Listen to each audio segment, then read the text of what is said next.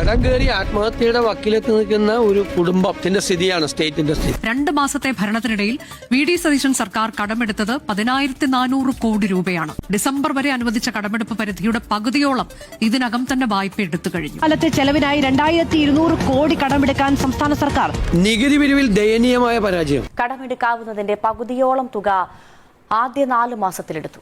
ഇന്ത്യയിൽ നമ്പർ 1 ആണ് കേരളം. ഏതിനാണെന്നറിയാം? ഏറ്റവും കൂടുതൽ വിലക്കയറ്റമുള്ള 1ാമത്തെ സംസ്ഥാനം. സപ്ലൈകോയിൽ സാധനങ്ങൾ എത്തി, സപ്ലൈകോ സ്റ്റോറുകൾ കാലിയല്ല എന്നൊക്കെ എല്ലാവരും പറഞ്ഞ ഒരു ഓണം കഴിഞ്ഞ കൊല്ലം ഉണ്ടായിരുന്നു. അതുപോലെ ഒരു ഓണം ഇക്കുറി വേണം, അതുപോലെ എങ്കിലും ഒരു ഓണം, അതിനേക്കാൾ മികച്ചത് കൊണ്ടുവരുമെന്ന് പറഞ്ഞുകൊണ്ടാണല്ലോ അധികാരത്തിലെത്തിയത്. എന്നിട്ട് ഇപ്പോൾ എന്താണ് കാട്ടിക്കൂട്ടുന്നത്? പാലോട് പ്രാഥമികാരോഗ്യ കേന്ദ്രത്തിൽ മൊബൈൽ ടോർച്ച് വെട്ടത്തിൽ ചികിത്സ. മുറിവ് ഡ്രസ് ചെയ്യുന്നതിനിടെ കറണ്ട് പോയതോടെ മൊബൈൽ വെളിച്ചത്തിൽ ചികിത്സ പൂർത്തിയാക്കുകയായിരുന്നു. ഇൻഎഫിഷ്യൻസിയാണ്, കഴിവില്ലായ്മയാണ്, ശ്രദ്ധയില്ലായ്മയാണ്. അതുകൊണ്ട് പവർ കട്ട് ഉണ്ടെങ്കിൽ സർജറി നടത്താൻ അതിനുശേഷം നടത്താം. പവർ കട്ട് അരമണിക്കൂറിലേ ഉള്ളൂ. അല്ലെങ്കിൽ ജനറേറ്റർ വാങ്ങി വയ്ക്കുക.